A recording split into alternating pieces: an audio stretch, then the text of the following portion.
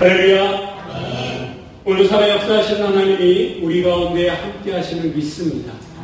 우리 한 사람 한 사람을 품어주시고 우리 안에 있는 어둠을 몰아내실 뿐만 아니라 우리 안에 있는 기쁨의 열매를 맺게 해주실 줄 믿습니다. 아멘. 우리가 하나님 앞에 영광의 박수 한번 돌리도록 하겠습니다. 목소리 쭉 여러분, 그거를 더 주목하셔야 될 것 같습니다. 자, 추석 명절 잘 보내셨습니까? 이번 추석 명절 좀 길었죠? 아, 지겨울 정도로 길었습니까? 네. 저도 이번 추석 명절에 오랜만에 가족들과 함께 모여서 아주 즐거운 시간을 보냈습니다. 특별히 이 추석 당일날 가족 예배를 드리고, 그리고 이 집사람이 제안을 해가지고 요즘 저희 어머님이 많이 힘들어 하시거든요. 몸도 마음도 많이 힘들어 하시는데, 그래서 집사람이 제안하기를 예배 끝나고 난 다음에 어머님을 위해서 같이 좀 기도했으면 좋겠다라고 얘기해서 제가 노후를 생각해가지고 그렇게 하자고 순종했습니다. 그래서 막상 이제 저희 부부, 동생네 부부, 그 다음에 저희 아이들, 그 다음에 조카들, 저희 아버지까지 저희 어머님 몸에 손을 얹고 이제 기도를 하는데, 막상 기도를 딱 시작했는데 아무도, 집사람하고 저 외에는 아무도 이렇게 통성을 기도하는 사람이 없었어요. 그래도 어쨌든 이렇게 기도하고 어느 정도 시간이 흐르고 난 다음에 제가 마무리 기도하고 마쳤습니다. 근데 여러분, 그 모습을 보면서 아마도 가족끼리 함께 모여서 통성으로 기도한다라고 하는, 교회에서는 통성으로 기도하지만 가정 안에서 또 어떻게 보면 어머니를 위해서, 같이 할머니를 위해서 통성으로 기도한다라고 하는 게 낯설어서 그런지 좀 주저하는 그런 모습들이 없지 않아 있었습니다. 근데 그 모습을 보면서 문득 이런 생각이 들더라고요. 그 안에는 저도, 집사람도, 저희 어머님은 권사님이고 아버지는 집사님이고 동생 내에도 집사님 내부이고 또 거기 있는 사람들이 다 교회 안에서 자랐던 사람들이에요. 그렇다 그러면 이분들이 저들이 기도를 모르지는 않을 거야. 그런데 막상 이렇게 기도하자라고 하니까 그 분위기가 좀 어색한 거고, 좀 더 나아간다 그러면 하나님과 마음 깊이 대화한다라고 하는 그 기쁨을 아직 충분히 모르기 때문에 이 명절 아침에 어떤 분을 위해서 같이 손을 얹고 기도하는 그러니까 마음으로는 기도했지만 그 마음만큼 입으로 나오지는 못한 건 아닌가라고 하는 생각이 들더라고요. 여러분, 신앙생활하다 보면 여러 가지 말과 단어들을 듣기도 하고 내가 직접 하기도 합니다. 근데 그 단어 가운데, 말 가운데 하나가 뭡니까? 기도예요. 여러분들께서도 목회자에게 목사님 이렇게 기도해 주세요 라고 얘기하고, 저도 이 강단에서 우리가 이렇게 기도했으면 좋겠습니다 라고 하는 기도와 관련된 얘기를 참 많이 합니다. 내 입에서도 기도와 관련된 얘기를 하고 서로 많이 듣지만 막상 기도 그러면 솔직하게 우리끼리 얘기한다 그러면 부담스러운 단어 가운데 하나가 기도 아닙니까? 마음으로는 기도하고 싶고 기도를 해야 된다는 걸 알면서도 실상의 삶 속에서는 마음만큼 기도하지 못하는 게 우리의 현 주소입니다. 또 이 기도하다 보면 여러분, 언제 시험 제일 많이 듭니까? 기도하다가.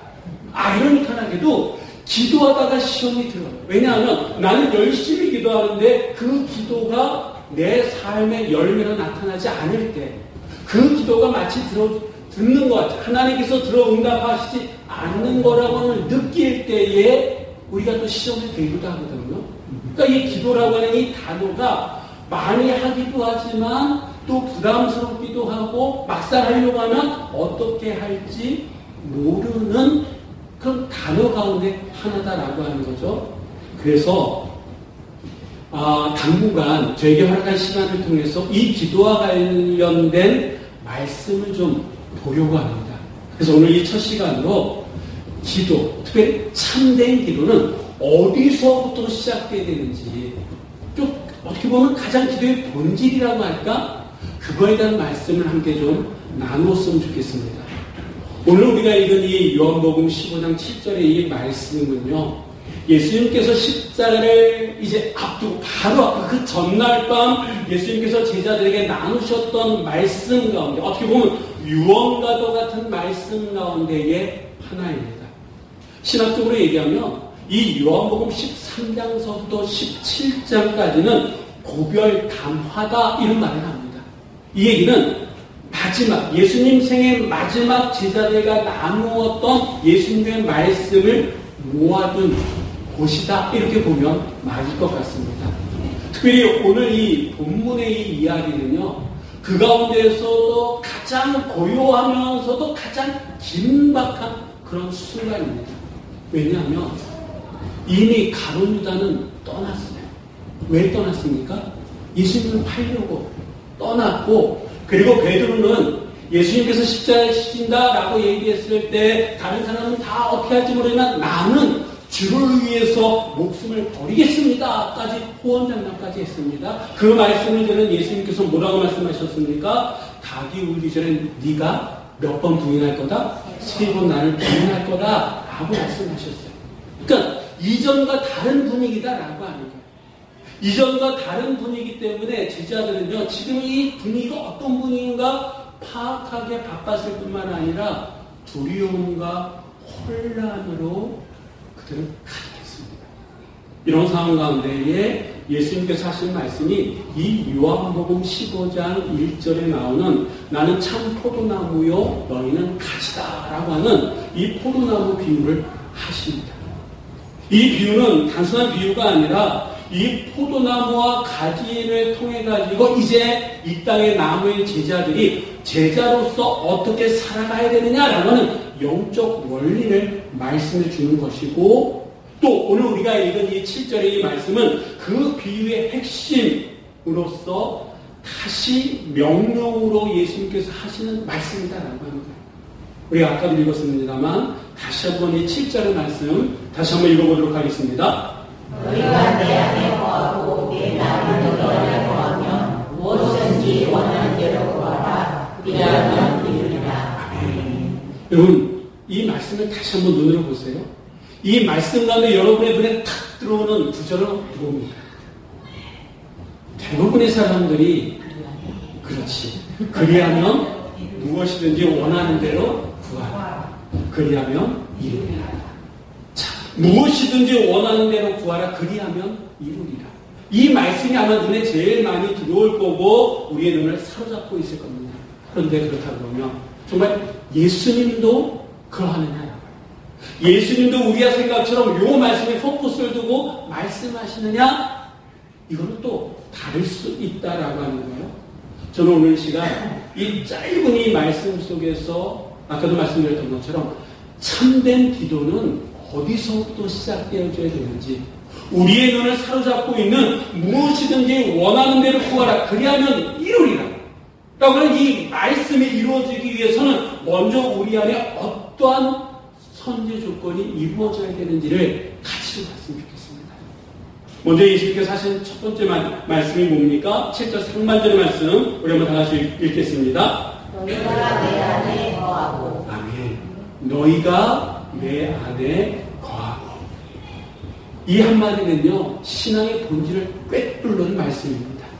신앙의 핵심은 내가 무엇을 하느냐보다 내가 누구 안에 있느냐라고 합니다. 다시 얘기하면 우리가 교회 안에서 여러 가지 봉사를 합니다.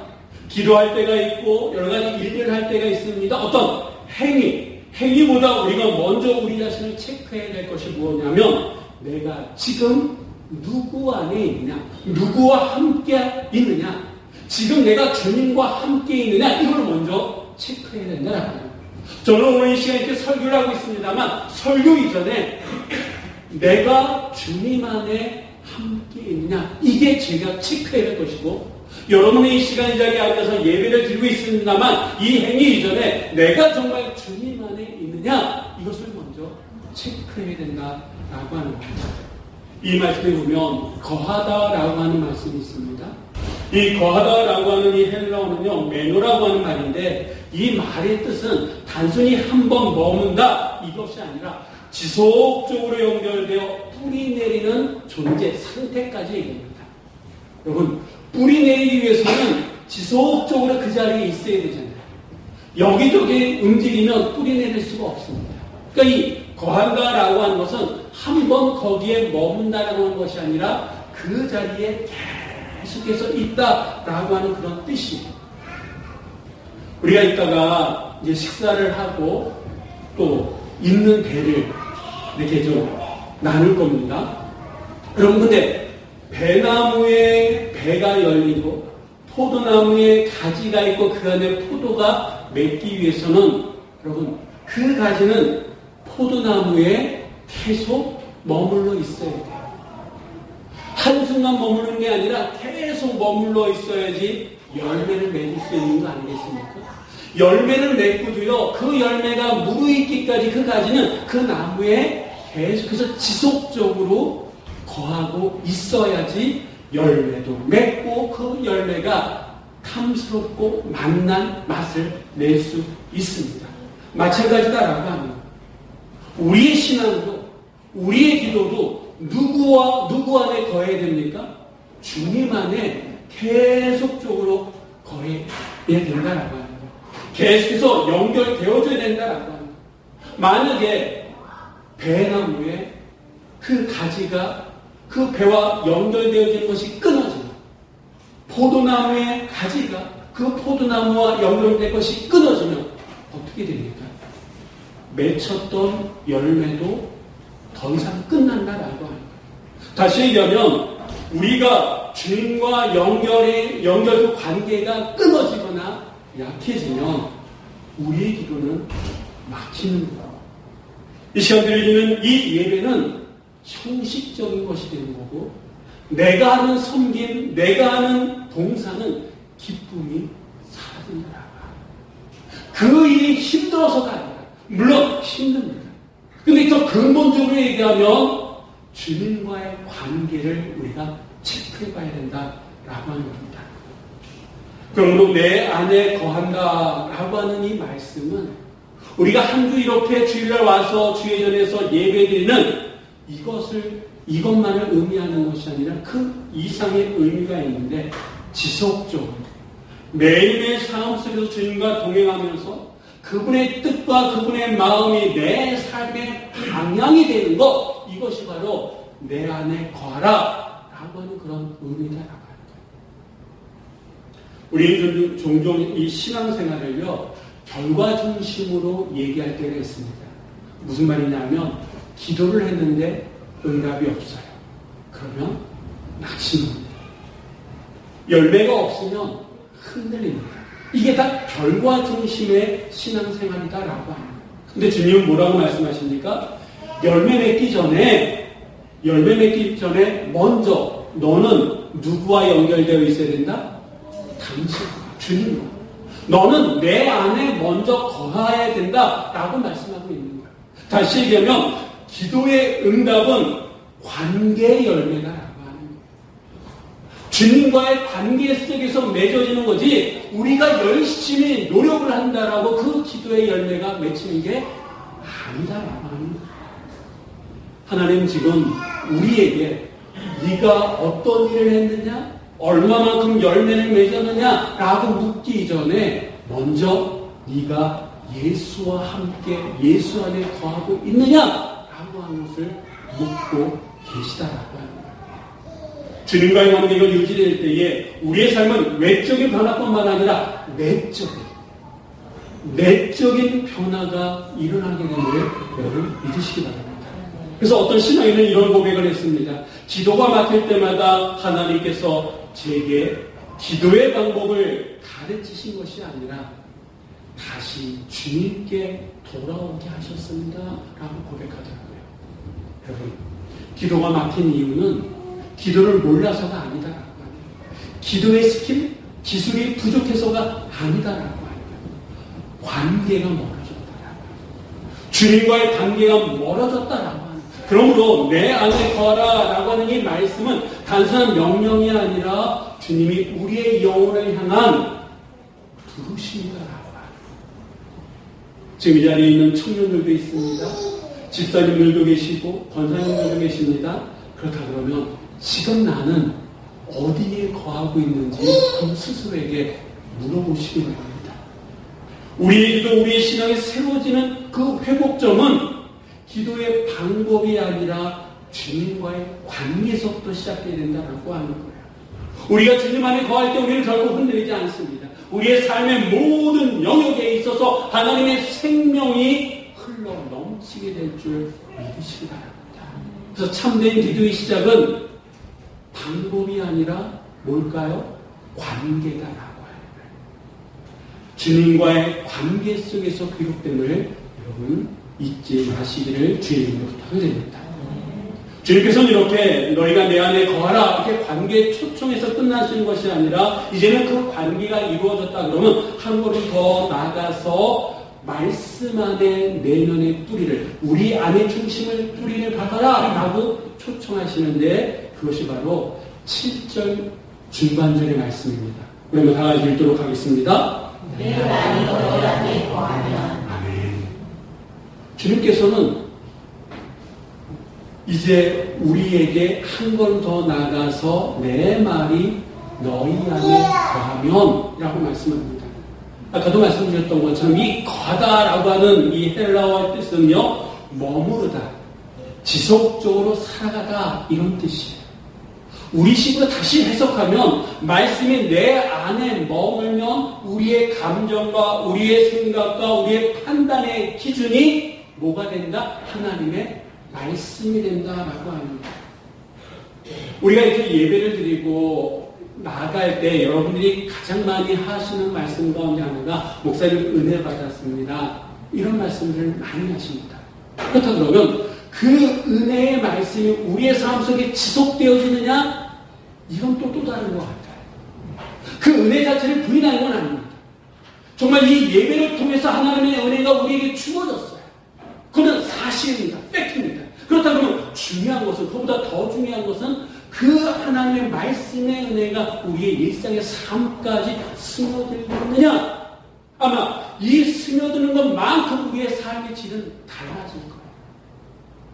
그런데 어떤 분들은, 우리의 얘기는 아닙니다만 저 강 건너에 저 멀리 사시는 어떤 분들은 저 예배 그 교회의 문을 벗어나는 순간 그 모든 것을 잊어버리고 그냥 살아가시는 분들이 없지 않아 있더라고요. 그래서 주님께서는 우리에게 너희가 내 안에 거하고 내 말이 너희 안에 거해야 된다 이렇게 말씀하고 계시다는 거예요. 왜 우리가 하나님의 말씀 안에 거해야 되느냐? 그 하나님의 말씀이 어떻길래? 한번 보겠습니다. 히브리서 4장 12절의 말씀 우리 한번 다 같이 읽어보도록 하겠습니다. 하나님의 말씀은 살아있고 활력이 있어 좌우의 날선 어떤 검보다도 예리하여 혼과 영과 및 관절과 골수를 찔러 쪼개기까지 하며 또 마음의 생각과 뜻을 판단하느니. 이게 바로 하나님의 말씀이다라고 하는 거예요. 하나님의 말씀이 이런 능력이 있다라고 하는 거예요. 하나님의 말씀이 이런 능력이 있기 때문에 우리 내면을 새롭게 하고 우리의 삶의 방향, 우리의 신앙의 방향, 우리의 기도의 방향을 누구에게 맞추려 할까요? 하나님께, 주님께 맞추도록 조종한다라고 하는 거예요. 제가 전에 부목사로 있었던 교회에서 이게 같이 신앙생활을 했던 한 청년의 고백입니다. 이 청년은 참 힘들게 살아요. 우리도 힘들게 살지만 이 청년도 힘들게 살았습니다. 그 청년이 얘기하기를 삶의 경쟁이 너무도 치열하다라고 해요. 근데 그 세상 앞에서 자기는 너무도 작다라고 얘기하더라고요. 그래서 불안하대요. 그래서 제가 그랬어요. 그럼 네가 붙들고 있는 게 뭐니? 모르겠대. 그렇다 그러면 지금부터라도 네가 주일날 들은 그 말씀 가운데 한 구절을 붙들면서 살았으면 좋겠다. 그리고 할 수만 있다 그러면 매일매일 한 절의 말씀이라도 네가 좀 붙들면서 살았으면 좋겠다. 이렇게 얘기했습니다. 그랬더니 그 이후로부터 이 친구가 어떻게 하냐면 매일 출근할 때마다 주일의 말씀과 함께 매일 짧은 한 절의 말씀을 그냥 차를 타고 왔다 갔다 하면서 출퇴근 시간에 머릿속으로 생각했대요. 그냥 묵상했다고 그래요. 특별히 출근하는 길에. 왜냐하면 퇴근하는 길에는 여러 가지 약속이 잡힐 수 있으니까 출근하는 길은 어디 그냥 직장만 가면 되니까 그 시간을 그렇게 활용했다고 합니다. 처음에는 힘들었다고 해요. 어려웠다고 해요.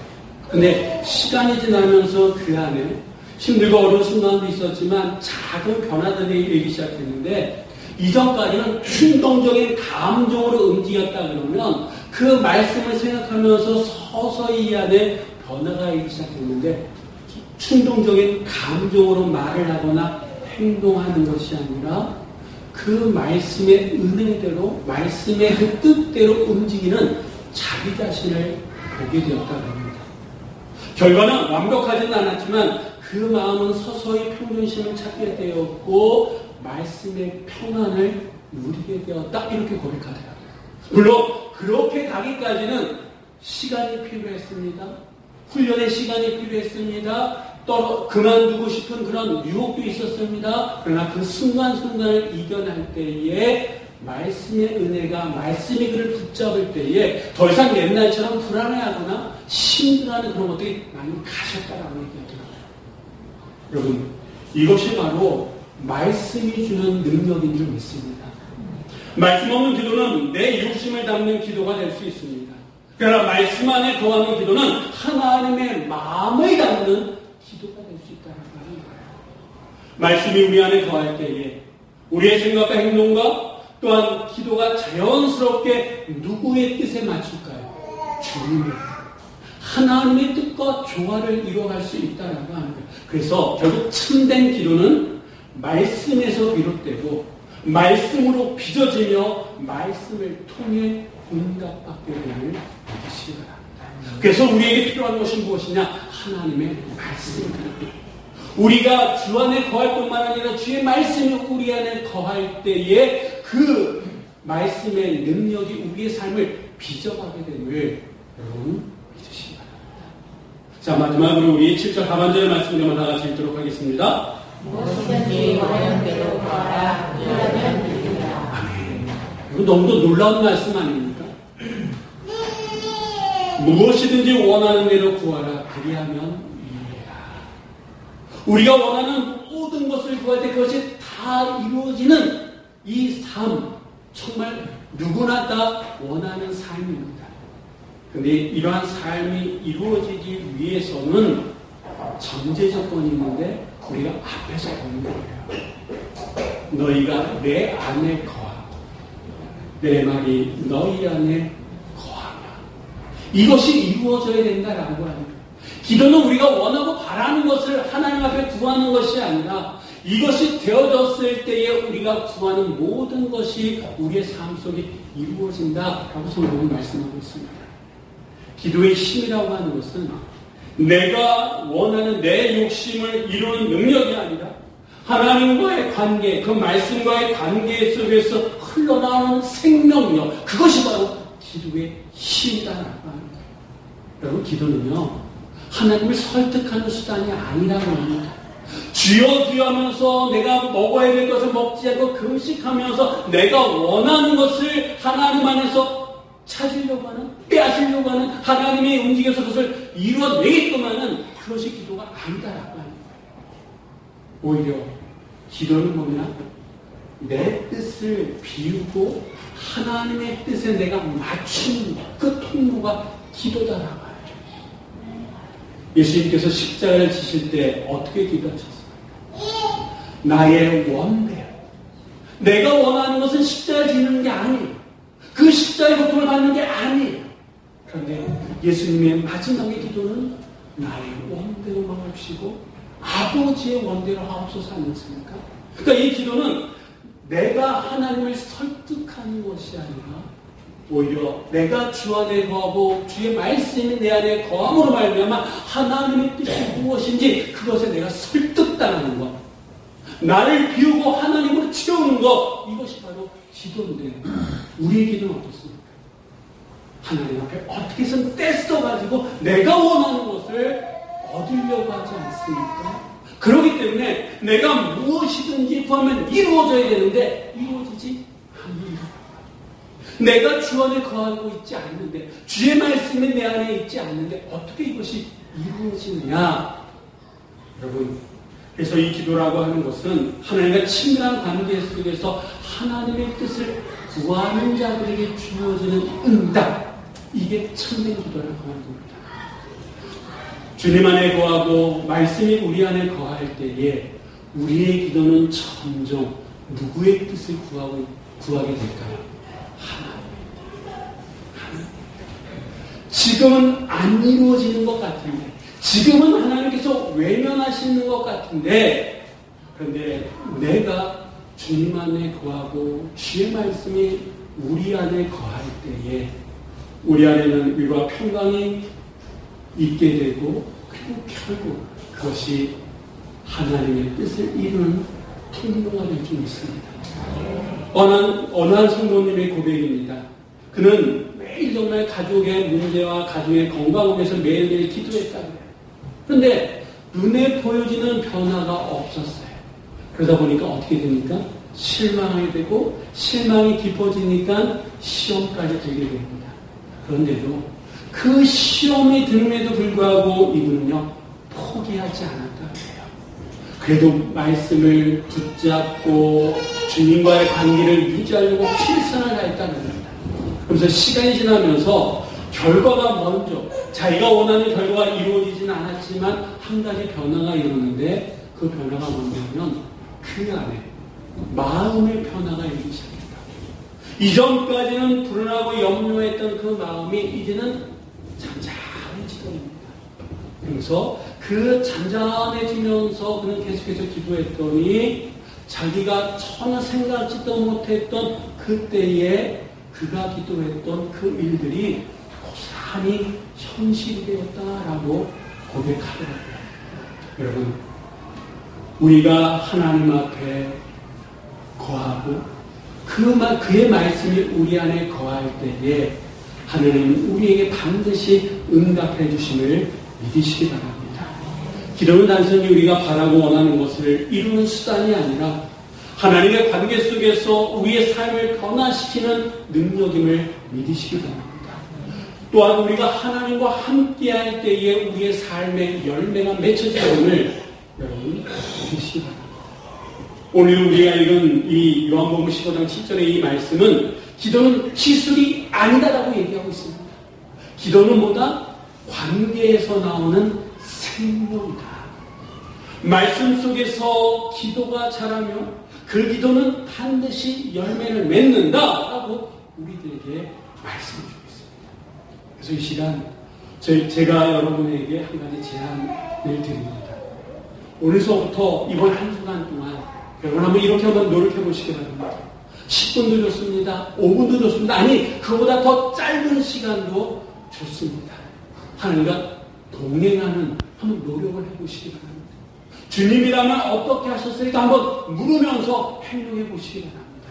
그리고 오늘 주신 이 말씀, 짧은 말씀 아닙니까? 이 말씀을 한번 한 주간 동안 계속해서 외우면서 곱씹으면서 한번 살아보세요. 그 말씀의 은혜가 우리의 삶 속에 어떻게 이루어지는지 한번 우리 스스로를 시험해 보세요. 그리고 기도의 우선순위를 나누어서 내 욕심이 내가 원하는 것이 아니라 하나님의 뜻을 구하는 기도를 한번 해보시기 바랍니다. 그럴 때 우리의 기도는 힘이 실리게 되고 그 기도는 반드시 우리의 삶의 현실이 되어줄 줄 믿습니다. 사랑하는 성도 여러분, 오늘 이 말씀을 마음에 새기면서 무엇보다도 나와 주님과의 관계가 어떠한지, 정말 주의 말씀이 내 안에 있는지, 그리고 내 기도를 통해서 하나님의 뜻을 이루어가고 있는지를 스스로에게 한번 물어보시기 바랍니다. 기도는 우리의 힘이 아니라 주님과의 관계 속에서 자라나는 생명임을 믿으시기 바랍니다. 오늘부터 우리의 기도가 다시 주님 안에서 시작되기를 주의 이름으로 부탁을 드립니다. 말씀 안에 머물며 주님과 동행하는 하루하루가 되기를 다시 한번 주의 이름으로 부탁을 드립니다. 이런 신앙의 결단을 가지고 우리 한번 앞에 준비된 글을 다 같이 한번 읽어보도록 하겠습니다. 주님 안에 거하겠습니다. 말씀 안에 살겠습니다. 다시 한번 읽도록 하겠습니다. 주님 안에 거하겠습니다. 말씀 안에 살겠습니다. 아멘. 기도하시겠습니다. 주님 안에 거하겠습니다. 말씀 안에 살겠습니다. 하나님, 이 시간 이 고백이 저희들의 고백이 되게 하여 주시옵소서. 하나님의 붙으심과 인도하심 가운데에 살아갈 수 있는 저희 모두가 되게 하여 주시고, 오늘 말씀을 통해 참된 기도의 시작이 주님과의 관계 속에 있음을 다시 한번 깨닫게 하시니 감사드립니다. 우리가 종종 기도의 응답만을 바라보며 낙심했지만 주님은 오늘 우리에게 내 안에 거하라고 말씀하셨습니다. 이제 우리의 시선을 결과가 아닌 주님 자신께로 돌리게 하여 주시옵소서. 주님, 우리가 주 안에 머물게 하시고 주의 말씀이 우리 안에 깊이 뿌리내리게 하옵소서. 그 말씀이 우리의 생각과 마음을 새롭게 하며 기도의 방향을 하나님의 뜻에 맞추게 하여 주시옵소서. 우리의 기도가 욕심의 표현이 아니라 하나님의 마음을 담는 고백이 되게 하시고 하나님과 동행하는 삶 속에서 기도가 숨결처럼 이어지게 하여 주시옵소서. 주님, 이번 한 주도 말씀과 기도를 살게 하시며 하루의 시작과 끝마다 주님을 찾게 하시고 작은 순간마다 주님, 저는 주님 안에 있습니다 라고 고백이 우리의 입술에서 떠나지 않게 하여 주시옵소서. 우리의 삶이 주님과 연결된 가지처럼 항상 주님께 붙어 있으며 그 안에서 참된 평안과 열매를 맺게 하여 주시옵소서. 예수 그리스도의 이름으로 기도드립니다. 아멘.